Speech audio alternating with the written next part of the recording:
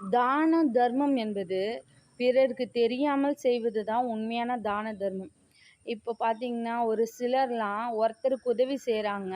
அத வீடியோ எடுத்து போட்டுர்றாங்க. இந்த இடது கைக்கு குடுக்கறது வலது கைக்கு தெரியக்கூடாது என்பது தான் தர்மம், தானம்.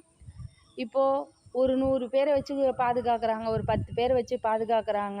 அவங்களுக்கு உணவுக்கு, இருப்பிடத்துக்கு, உடைகளுக்கு உதவி தேவைப்படும்.